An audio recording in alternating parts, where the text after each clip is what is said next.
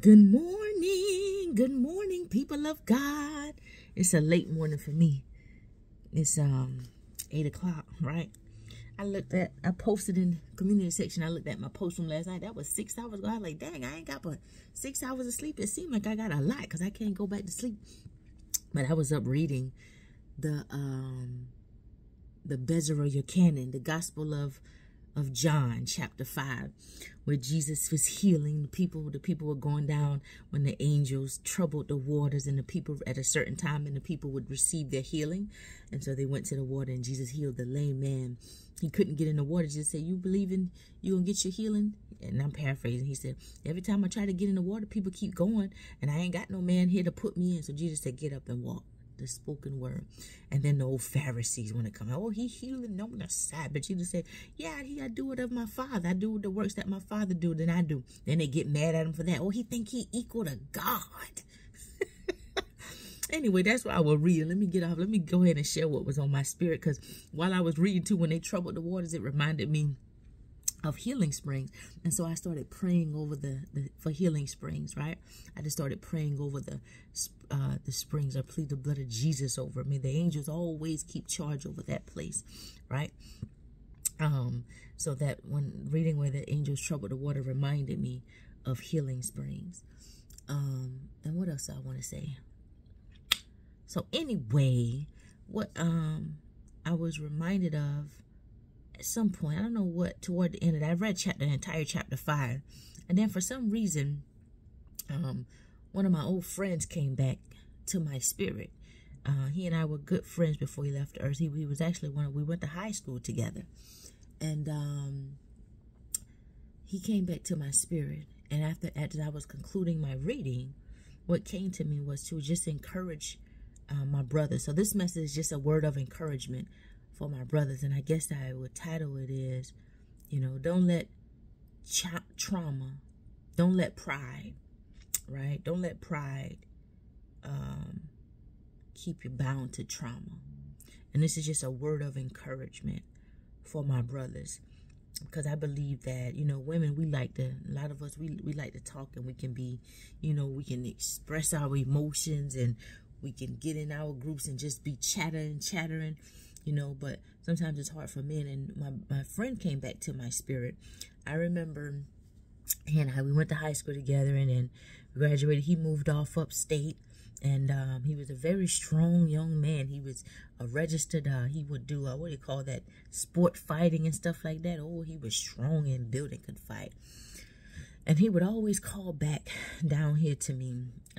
He was living out of state, but for some reason he would always call me. And this time I was on Facebook. I had a Facebook ministry. This was several years ago. And he would follow my Facebook. Sometimes he'd click on stuff and comment or whatever. And sometimes after I share certain messages, he'd send a text. So you forgot about me. You need to pray for me. But what I would gather from his spirit is that even though he was a strong man physically, internally, he was battling a lot of demonic spirits, and he was living in pain and fear. And he had done some bad things. He had gotten in trouble with the law and stuff like that. But anyway, he moved back down here, and he called me. Oh, I'm in your city now. You need me to do anything? Because when I was on Facebook as well, I would be same way kind of I am with YouTube. Sometimes I'd always be doing some type of work, always be busy doing something, right? He'd be like, if you need any help with anything or whatever. And then I had some of our mutual friends and classmates. I had some of them say, because they would see how we would interact on Facebook and stuff. And I had one of the brothers, he reached out to me. Oh, I see y'all be hanging out sometimes. Because one day I let him hang with me. We was at work or whatever. He went to work with me. And we shared a message about something. And sometimes he would come and do little chores for me, or chores around the house, and he would go. It was never any type of relationship, just a friendship, and we never were sexually involved with each other, right?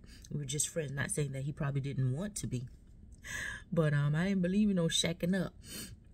But I had one of my friends, he reached out to me one day out of love and kindness. He said, oh, you need to be careful with keeping him around your house. I'm letting you know he's dangerous. He's dangerous. A lot of people was nervous, kind of afraid of him. And, oh, he did this, and, he does that. They would tell me all the bad things about him. But while people were warning me, in which I appreciated it, the Lord was showing me his spirit. Because I don't let anybody come to my home. Nobody comes to my home. And but after some time of him offering to do some things and do for some things, I was like, no. But I wanted to know why me, like why does he keep reaching out to me? And then the Lord began to show me his spirit. And as he would come over, I gave him something. And one day I said, okay, I need some help with this. And he would clean my gutters. I mean, all the hard stuff that I would normally have to do, and the stuff he'd see me, if he was cleaning something or doing something outside the house, or pressure washing the house, and I would go lift something out, he'd be like, put that down, put that down. So he did all, he helped. He was really a help. And I noticed I was able to see his demons. So what they were warning me about, I was able to see him. And the demons that were fighting him, they were weaker than me. I wasn't afraid of him. The Bible says perfect love cast out all fear. And he wasn't he didn't make it uncomfortable for me, his presence uncomfortable by constantly trying to, flirt with me and be with me. He was just there. And I began to see his spirit. And sometimes when I would walk outside, what you want to eat? I'm going to cook something. Oh, whatever you cook, I will eat. I'm going to fry some fish. I'm going to do this or whatever. Oh, whatever you cook, I eat. As I'm going outside to go to my storage shed and I would pass him and stuff, he always had like this childlike smile on his face. And I could tell he'd mature much when we were in school, because he was kind of a clown to a wild clown. But I saw his spirit, his pride. The pride of him, I guess the pride of a man. It wouldn't allow him to just come out and express his pain, but the Lord was revealing it to me. And I don't even think he understood how to fight back against the demons that were fighting him. He was trying to silence them. I could tell he dealt with a temper, and he didn't know I knew some things about his record. Women always gonna get the 411, baby. But I asked questions when we would watch movies sometime before he would leave. And I would just try to, ask the Lord, show me how to, some of the things that were revealed to me. You don't just say, oh, I know this and I know this, because it would make people put up a defense, right?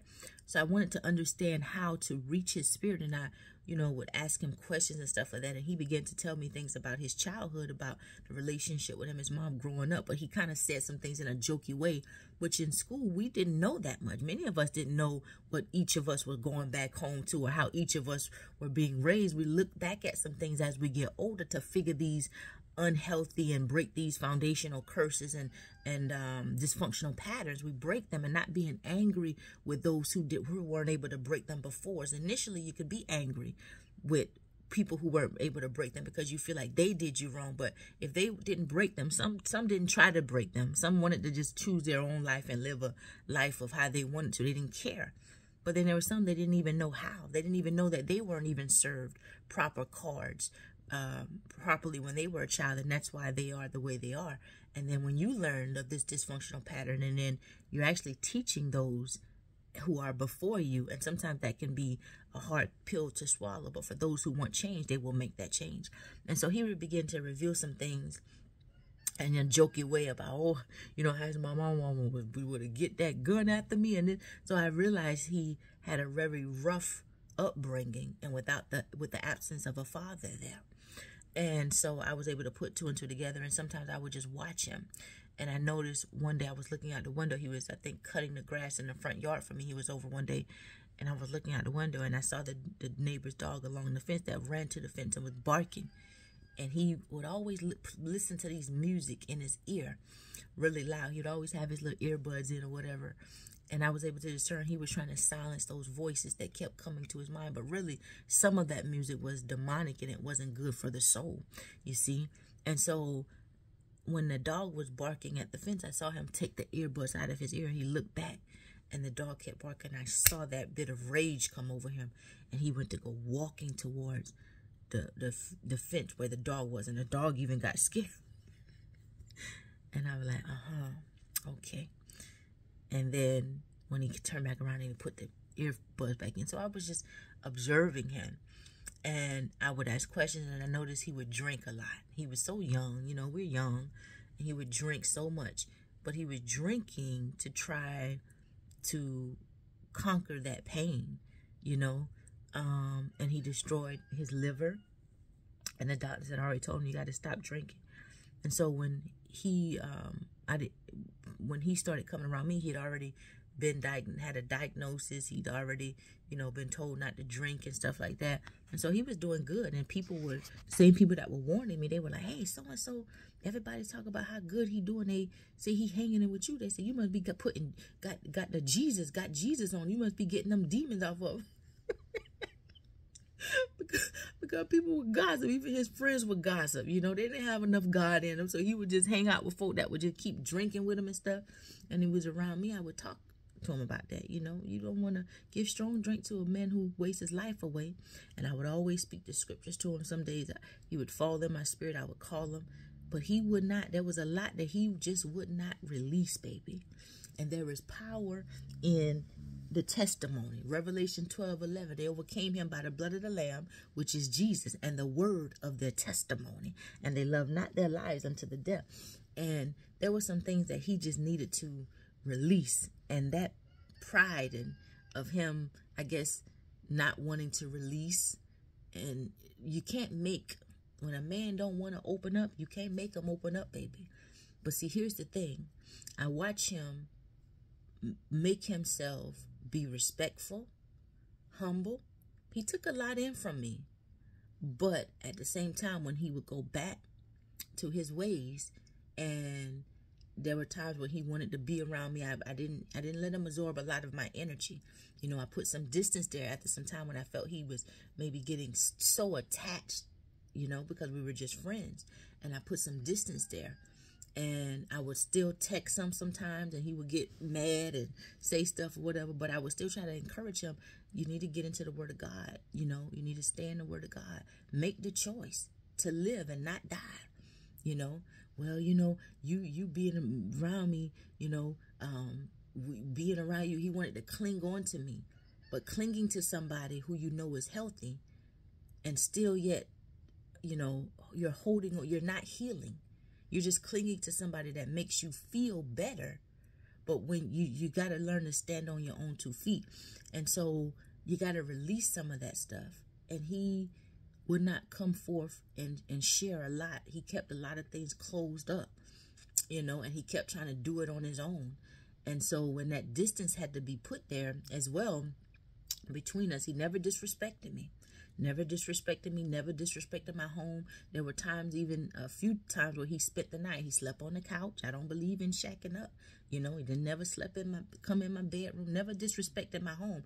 And because of his such humble and respectful ways, you know, it made him, he had access to be around me. And he also was very helpful. But at the same time, I wanted him to focus more on his healing. And when I distanced myself because I had to leave for work and travel and stuff like that. And I can't do all the work.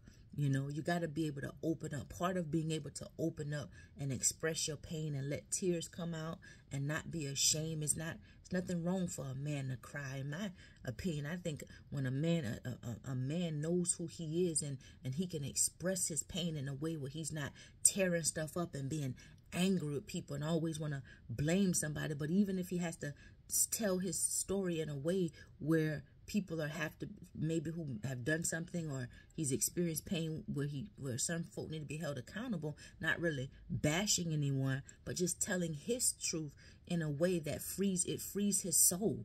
And I think when a man can do that and be in touch with his emotions, that's a sign of power. That's a sign of power, right? Because crying, it cleanses the soul. And then not only that, you're in touch with your feelings. You're allowing yourself to feel. You feel that pain, and it's so overwhelming, and it hurts. And you can express that. Oh, and make words come out, because there's somebody else that may have experienced that same type of pain. There's another brother that's walking around mad and got it bottled up. But really, that anger is really pain, you know? And when you can express that in a way and you're not turning violent and destroying people and want to fight everybody, oh, that's powerful. And not just keep it bottled up and be like, oh, well, you know, got to stay hard and got to stay tough. That's pride. And so the title of this message, don't let pride keep you in your trauma. Because his pride, you know, God bless his soul. I bought all of us, one day we were out. It was a beautiful summer. Me, my mom, came to visit, and then he was over. I said, let's go to Walmart and get bikes. I bought all 3 of us bicycles. I still got them outside in my shed. I got his hung up on the wall, a brand new, nice, classic Huffy. He enjoyed that bike. And we would go riding sometimes when he would come over. I had a riding partner then, you know. But he didn't release. And after, when he would go on his own, them demons would speak to him. You know, I told him, I said, you battling. What you battling is not in the flesh, it's in the spirit. You're listening to all that music and stuff throughout the day. I said, I don't care how loud you turn it up. I don't care how much you try to dance and laugh. I said, that you're still not battling your true enemies. You got to silence those voices that keep putting all that negative thoughts in your mind. Trying to keep you bound in anger and rage, you know, keeping you the things from your childhood, not knowing how to express it, you know, and turning to the bottle, drinking. You're killing yourself. You're too young. Look, he was so handsome and so muscular and strong. And after some time, you know, when there was distance between us, like I said, I was busy with work and stuff like that. I would text him and tell him to get into the Bible. He was like, blah, blah, blah, blah, blah. You know, when he was away from me, seemed like he would be, I wouldn't say disrespect, but be more bold and say, oh, I don't want to read no Bible. Or you can read it to me. Like, steady want to pull from me. No, you read it to me. Want me to do the work or whatever, right? I said, no, read this. This was in my spirit to share with you. But he went on. I think he got in relationship with some girl, but it wasn't nothing that was God ordained. And then he drank. He had a drink again and ended up having to go to the hospital. And that was it. You know, he left here prematurely, but it didn't have to be that way, right? It didn't have to be that way. And so I shared that because, see, we cannot fix anybody. God does the fixing. We can only shine our light.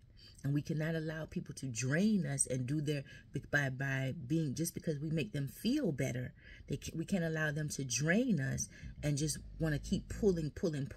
We all have to do our own internal work. And that takes picking up the word of God, being able to identify, you know, your own traumas and learn how to express them, even if it means getting counseling, getting someone to help. Because sometimes what we internalize, sometimes we don't know how to put those things into words. You know, even myself, sometimes I struggle with, sometimes like, did I explain that right? Did I explain myself right? And I'm still learning a lot. Being open to continuously learn, evolve, and grow, you know, and not keep stuff bottled up. Not that pride. That's what pride will do. Pride will kill us. And pride will cause us to hurt our brothers and sisters, you know. And so, and pride will also, it will drive a wedge. Pride would drive a wedge between brothers and sisters. I got one brother, I helped him do so much stuff with his business, start his business, and learn. He didn't know, you know, a lot of stuff about the trucks. And so I don't mind sharing what I know, but it pains this brother so much to say that he learned what he learned from me. It pains him. And then it makes me feel unappreciated and disrespected. And so I put distance there, you know, and I don't share my knowledge and I don't help. You know, we can't be friends because it pains you to acknowledge my strengths or to show any type of appreciation, you know, and even to tell somebody, oh, I learned this from my little sister right here. That girl know her stuff, you know, just to acknowledge it. To give honor, you know. And so when you dishonor your sister because you're too prideful to say that a woman taught you something, then you're gonna, you know, I don't understand that. I don't want to be connected with that type of energy. You know, I don't like the prideful spirit. I separate myself. I go the other way quick. But you know, pride is our enemy. It can be all of our enemies, right? Sometimes when we're so used to doing things ourselves, and then I'll piggyback on, you know, for example, a woman who's never had her father like me, you know, and sometimes growing up as a child, when you've had to always be strong and do things yourself, you don't know how to receive help. You know, you don't know because you've always done it yourself. And sometimes you get into the place where you don't trust people to do it for you. Oh, I do it myself. Especially if, and not only that, sometimes you can allow people to do it for you, but what will also push you to a place of distrust is when you have allowed someone to do something for you, and you have had to pay a large amount of money, and they did it wrong, and they messed something up, and then they still did not want to be honorable. So it's like, okay, that will make you distrust the services of other people. So let me learn how to do it myself, and growing up, I didn't have daddy there to do a lot of things for me. I didn't have anybody there to, just do it for me. So I had to do it myself. And that's what I did, And so when it comes to somebody wanting to do things for you, like I was talking to my another brother I was talking about, and I learned so much from him. He was telling me, I tell my girl to sit here. I go places to open the door for her. When I tell her to sit right there, let me sit here, she's thinking, what are you telling me to do that for? And I said, well, what did you tell her to do that for? Because I didn't even understand, And he's like, because I'm the man. I'm looking out. I got to have your back. He said, so she didn't sit where I tell her to sit. So I sat where she told me to sit. And I said, well, now you watch my back. And I said, oh, she didn't understand. She didn't understand. And he said, so I explained it to her. As a man, it's my job to protect you. I said, well, did she apologize? No, she ain't apologize. She still act, man. He said, well, I don't get with y'all women. And so I explained, I was like, maybe she didn't know how to recognize. She didn't know how, because she did. I said, was her father there? He's like, no, her father wasn't in her life. And so, we have to learn from each other. And when you see a strong woman who appears as if she doesn't need your help, she may not need your help, but that doesn't mean she doesn't want it. And that doesn't mean that she won't appreciate it. She needs to understand that you want to help her and not manipulate her, not use her, not harm her. She doesn't understand when you're giving her a direction sometimes that you're doing that because you're trying to protect her. And so there can't be any pride there.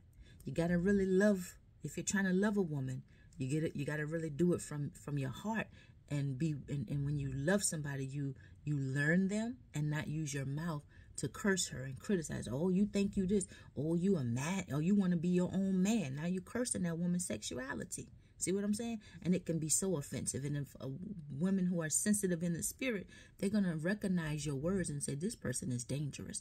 This is not my mate. This is not a man that I will even entertain. He uses his mouth to constantly curse me whenever certain of my strengths make him feel insecure. This is what children do. This is childlike behavior. And so because he's intimidated by my strength, he's cursing my mind, my emotions, because he feels as if he cannot take dominance in my life. But see, when you're mature and you begin to understand a woman, whether that woman has come in with some, her foundation was faulty and she came up through trauma and you took your time to learn her, or whether she's a woman who has had a different type of upbringing, may have had both parents in her life, you learn. And so women who have not had a father in their life, we tend to be much more stronger. And sometimes we do a lot for ourselves, because we never knew how to recognize the protection of a man. It was never taught. And even though I have my uncles in my life, like my uncle, one of my mother's brothers, very protective of all of his nieces and sisters. Oh, Lord. My uncle, he bought that life. But, he's also very skilled, and he's very patient and calm. He's the one you don't want to sleep on, baby, because he could, his name would carry weight in the street. But, he is very skilled, and he's a teacher. And I learn a lot just from observing my uncles, how they treat me. I can ask my uncle so many questions. My uncle has never raised his voice at me. Sometimes if he getting frustrated, I hear him like, and put his hand on his hip. But he's never raised his voice at me. He's never said anything derogatory to me. He's always patient. And when I ask him to teach me certain things, like, when I needed to learn how to, when I went to a welding shop, I needed something weld. And the price they gave me, he was like, no, I don't pay that. Wait till I come up there. My uncle, he's a master welder. He's a mechanic. He's a certified electrician. He can do anything. I always say between him and my daddy brother, between the three of us, if this world was to come crashing down, all technology, everything fell between the three of us, we could do anything. I'm telling you, we can do anything. We can build a house, a car, we can do anything. But you know, he when I needed something, well, the price they gave me, he was like, nah, please don't pay that. He's, I'm gonna come up there and I'm gonna show you. We're gonna go.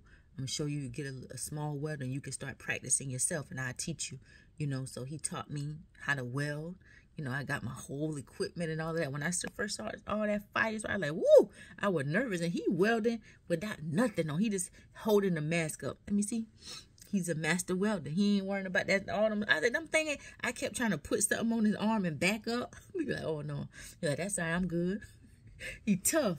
All that fire and stuff was sparking. He didn't have on nothing on his arm, no nothing. Baby, I don't care that whether it's 100 degrees. When I'm welding something, I'm putting on them sleeves. I'm putting on a long sleeve shirt. I'm putting on other sleeves. I'm putting on the vest. I'm putting on the hat, that scrap on my head where I can pull it down. I'm going to make sure I'm fully protected. I can't, all them fire sparks and all of that. But, you know, they taught me a lot so that I would not be taken advantage of. And so I got to give credit to, you know, the men that God has placed in my life who just been there to come and teach me. But I still never had the presence of, you know, I never lived under the roof with a man. I never lived under the same roof, you know. And so they would come and teach me, and they have children, they have families, you know. My dad's brother, he came and he taught me. He's a diesel mechanic, well over, I think, 40 years in the industry, you know. And so whenever I had to sue the dealership some years ago, and I won my case, and I needed an expert witness. They didn't know I would show up there with an expert witness. It was my uncle. You know, God always puts people on my path to help me out through the course of this life. I've been met with a lot of opposition, but everything has pretty much always worked out for my good, you know. And so the men who have been a part of my life, they've been teachers, you know. And my late uncle, my miracle aunt, her husband, my two cousins, like brother and sister to me, their father, I used to call him my daddy, you know. And he had a blessed name. His name was Abraham. But I remember when I first bought my house, and he was a little short little thing, but real strong. And my cousin, his son, he got that same strength. I watched this boy one day when we was in high school.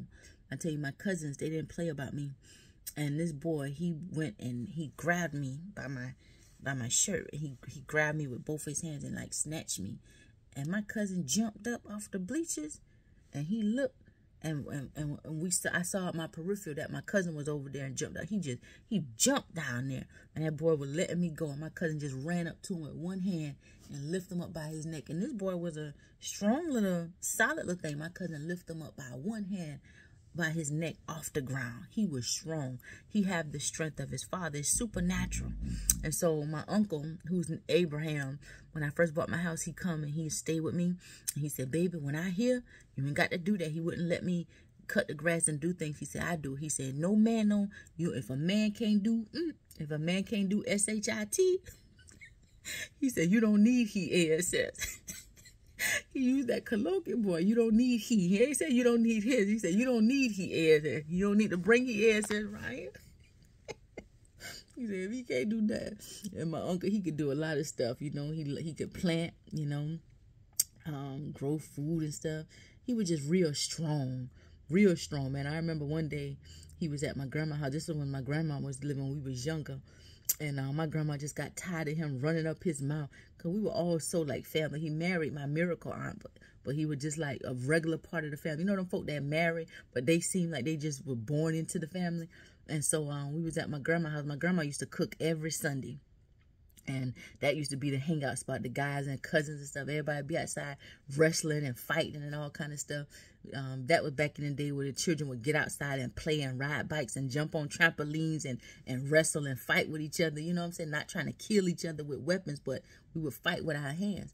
But my uncle, they would be out there wrestling and stuff in the yard. It would take like 5 or 6 of them to be able to get them. And what they would do, the younger cousins, they would go and strategize. They would be like, okay, y'all two, y'all go for the head. We're going to go for the feet. And they would have to sweep him off his feet, because if they didn't get him right, if he caught him, you couldn't get out, baby. But I say he's stronger. He was short. He was a short little thing.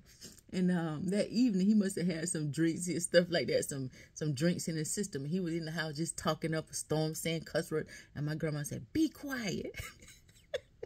And he said, "All right, girl." And she said, "Stop calling me girl." She would fuss out of his stuff. Everybody had respect for my grandmother, and people would call her for her counsel. Like, people always want to call her for her counsel and stuff, just because she was just very wise. And so my grandma got so tired of him. There was a side room, but it had no doorknob. And my grandma got up. He just talking. He never would like ever put his hands on no woman and stuff like that. But he'd just run his mouth sometimes. And sometimes he'd take his 2 fingers and grab your wrist. And he would grab your wrist with them 2 fingers. And it's like you couldn't even move it. And you get out. You would try to take both hands and try to pull away from him. That's how strong he was. And my grandma got tired of him. She said, "Get up and get in this room and be quiet." She get him and throw him in that room. He done sit and drank so much and got drunk, just sitting there running up his mouth, saying all kind of stuff. And he's like, "Get off me, Fut." He called her Fut. And me and my younger aunt, my grandmama baby girl, who she's my aunt, but I'm older than her, right? My grandma had her after my mother had me. And that was her last baby. And we were just sitting there laughing at her mama. We called her mama. Her mama threw him in that room. And then the door had she threw him in there, and she said, "Go and get in there and get to sleep and be quiet." She had got tired of his mouth, and the door had no handle. You know how them old wooden room doors, and so it was just a little circle. And she said, "Brina, go get us, Brina, Shani, y'all go get me a hanger." She said, "Go get a hanger." So we was like, so why are we going to get the hanger? We walk and talk. Why mama want us to get a hanger for? That don't even make no sense. We try to figure out what she want a hanger. So we went and get the hanger. And she said, "Get 2. And so we got 2 hangers, and we came and brought. She said, "Unravel them." So she's standing there holding the door. And so we unraveling the hangers. And then so once we unravel one, gave it to her, she started sticking it through the door, right? And going back and forth with it. She was sweating. Sweat was popping out of mama's head trying to tie Abraham in that room. And she was going through the little holes in the door with the hanger to tie him in there. And he was just sitting in there on the bed. There were 2 bunk beds in there. When we looked through the hole, he was just sitting in there on the bed. He said, "You think that could keep me in here, Fut?" And she just tied him in there. And so she said, "Give me the other hanger." She took the other hanger and tied the hanger. She went in there. And she went, and then we started laughing. We were just in the hallway laughing. Then she went back to her room. She went back down the hall to her room and went in her room and shut the door, right? And so we sat in there. We sat and looked through the hole. Hey, that's why mama got you tied in there. And he just sitting there on the bed with his, he just smiling. "Think I can't get out?" We said, "No, you can't get out of this." He said, "You think I can't get out?" He said, "No, you can't get out of this." We looking through the hole. "You can't get out. You stuck in there." And he come and get on his knees in front of her. He said, "You think I can't get out, boy?" He used to say boy a lot, especially when he drunk. And we said, "No, you can't get out." He took his 2 front teeth. You know, these 2 front teeth are sensitive, right? We even break down food with the size of our teeth, right? He took them 2 front teeth and put it on the hanger, one of the hangers. He got them between his teeth like that. Got it right there between his 2 front teeth. And he bit down, and that hanger popped. A wire hanger. A wire hanger. And y'all know back then, them hanger built stronger than the wire hangers today. They try to make everything cheap now. He bit it. And he started laughing, and he went and sit back on the bed. He didn't even try. He wasn't trying to get out. He cut the light off. But he bit the hanger with his 2 front teeth. And me and my aunt, we look at each other. And we said, "Ah!" She started crying. We become instantly afraid. And we ran down. We said, "Mama!" We said, "Mama! Abraham bite the hanger." He bit the hanger, and that hanger popped. When I tell you he was strong from the crown of his head to the sole of his foot, baby, you could sleep on him if you want to. A little short thing. But he'll take out a giant man. He had the strength of God. And now that I'm saying that, what comes to my spirit is that was the strength of Solomon. Abraham was a strong man. He always had a good heart, too. And he loved his children. Always want to show you his children. Always keeping a picture of his baby. That my baby. I said, that girl ain't baby no more. She big. All right, Brina. Oh, Oh, glory. But anyway, I don't know how I got off on all that. So what I want to say, my brothers, is for my brother. Be encouraged, y'all. You know, open up. You know, open up. Nobody can't force you to talk. Nobody can't force you to talk. But when a woman is there talking to you, when your sisters are there talking to you, they want you to open up. They need that communication, you know. But no one can force you to open up. No one can force you to tell the truth. Some men are so good at lying. No one can force you to tell the truth. But there is freedom in releasing, right? So don't let pride keep you tied to trauma. There is freedom in release, and we all got something we can grow from. And there is healing on the other side of that. So anyway, that's just my little 2 cents. I hope that helped somebody. Maybe I was all over the place or whatever, but y'all have a blessed day. I'm about to go. I want me a piece of salmon this morning. I got to go fry me a piece of salmon and some olive oil. Then I start my day, some salmon and white jasmine rice. Y'all have a blessed day. If nobody told you that they love you on this morning, then I'm telling you right now, your little country bunking sister loves you. We are the light of the world. Let's don't never let our lights grow dark. We got to keep shining bright. And we know that the blood of Jesus, Yeshua, our friend, our brother, our Savior, that blood is the only blood that has power. Have a blessed day.